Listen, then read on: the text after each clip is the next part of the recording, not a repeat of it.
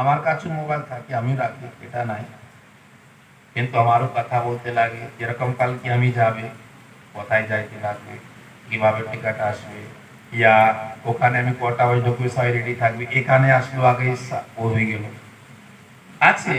এখন যুগ যেরকম আসলো, भगवान हमारे को सुविधा दी थी, किंतु अर्थात सुविधा को अर्थात खराब रास्ता निवे ना राहते राहते নিজের নাই হোস, পরে কোনো বেজালে পড়ে গেল, পরে ভগবান को দিলে কি হবে? তো এই জন্য সাবধান। যে স্টুডেন্ট আছে, ছাত্র আছে, এই মোবাইল को যতটুকু দরকার আছে তোমাদের, কেন इन फ्यूचर তোমার ভবিষ্য को खराब করবে না বলাতে রাখবে। আর যে স্টুডেন্ট নাই, যে এখন संसार घर परिवार को लिए চলতেছে, ওই সব সময় বেশি মোবাইল কাটাবে না।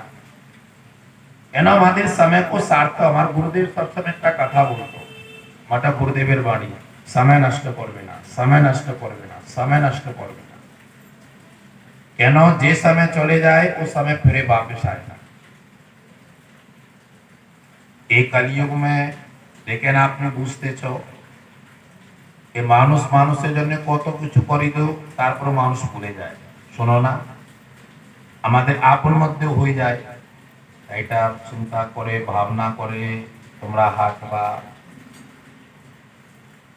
বলো রাধে রাধে।